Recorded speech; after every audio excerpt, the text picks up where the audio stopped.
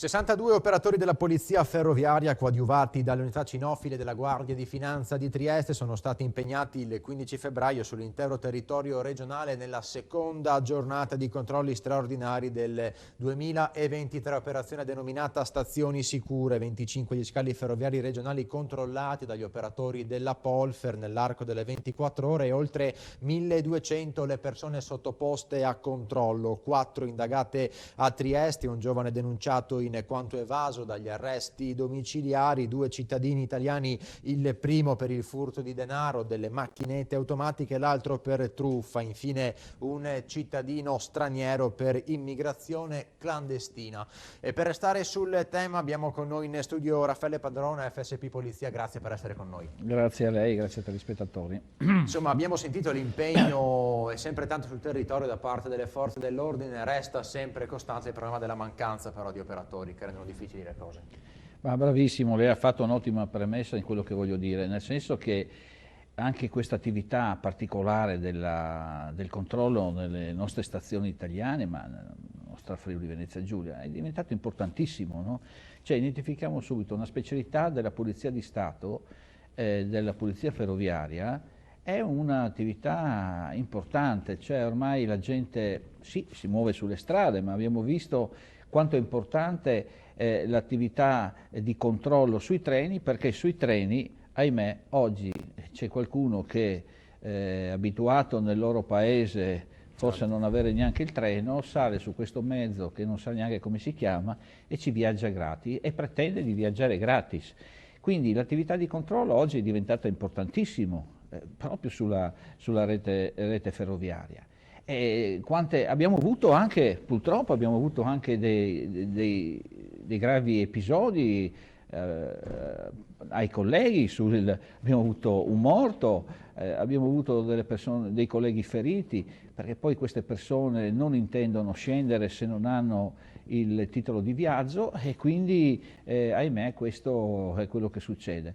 Fatto bene questa attività di controllo, che è un controllo che si fa spesso anche nella nostra città di Pordenone, che porta sempre i frutti, perché come dicevo prima non ci viaggiano solo i pendolari e le brave persone, però abbiamo a che fare con queste persone che ci sono arrivate da chissà dove, però ci sono arrivate. Ed è anche una situazione un po' sgradevole, perché chi invece paga un biglietto per farsi un viaggio deve aver paura di avere a che fare con queste persone, che magari in orario anche tardo, ma oggi come oggi, in qualsiasi orario, si può andare incontro a questi soggetti, a questa criminalità che c'è, e da lì sono nati i primi controlli. Ai tempi miei io facevo Pordenone, Trieste fino a Firenze, si facevano proprio, e lo si fa tuttora, un'attività di controllo di scorta a treno, perché erano nati già i primi episodi degli anni 90. Ecco, insomma, la mancanza di personale, mi metto anche nei panni, no, di uno stesso operatore che si sente anche in difficoltà nel garantire un adeguato servizio di controllo, no? Magari in casi di emergenza. Sì, ma non solo. Vede, facendo questa attività di controllo poi, siccome il personale è ridotto, come dicevo all'inizio, anche nelle specialità, cioè, nella Polizia di Stato con le loro specialità, certo, anche nella Polizia Ferroviaria, il personale quello che è, se si deve fare questa attività di controllo scorta treno e quindi scorta viaggiatori, cosa succede? Che magari si lascia la stazione impresidiata.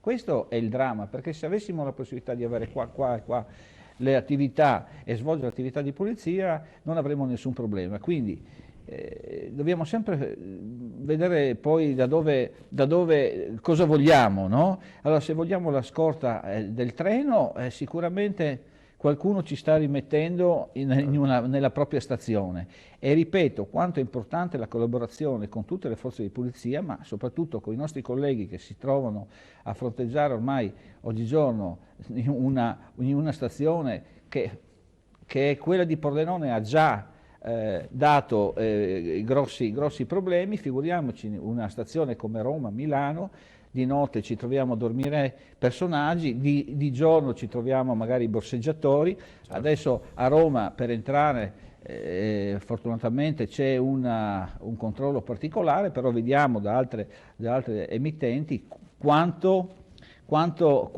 è rischioso viaggiare in treno. Uno che paga, che vuole viaggiare perché o non utilizza l'autovettura, che è meglio non andare per strada, dico, questo Cristo cosa deve fare? Deve subire anche questa violenza, magari, queste minacce, magari con atti osceni, perché è già successo, un proprio viaggio. Quindi io ho visto l'altro giorno fortunatamente un gruppo di colleghi di un altro sindacato che dopo 30 anni si sono resi conto che quello che dicevo io dal 91 a oggi, credo che siano passati qualche anno che faccio attività sindacale, si sono accorti che è meglio gridare anche tante volte sul giornale, certo. Ben venga questo loro grido, però quando gridavo io ero da solo.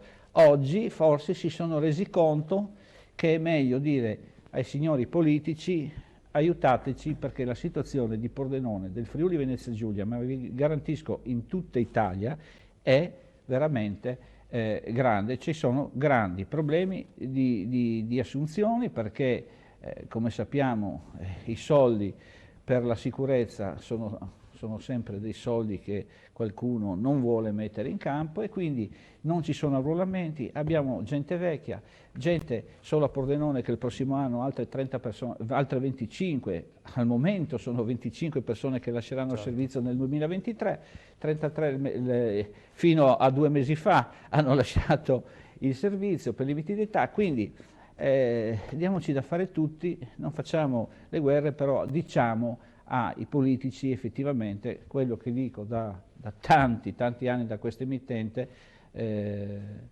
fate qualcosa perché il Friuli Venezia Giulia. Torneremo sicuramente sul tema, no. Grazie Raffaele Pedrone per essere stato. Ho chiuso col silenzio, il silenzio tante volte ha fatto intendere il messaggio da lanciare. Esatto. Andiamo avanti col telegiornale. Chiuso per 12 giorni un esercizio pubblico a Trieste. Il provvedimento disposto dal questore nei confronti di un bar in via Sette Fontane gestito da una moldava di 27 anni è stato oggetto di una violenta lite nei giorni scorsi. Sentiamo il servizio.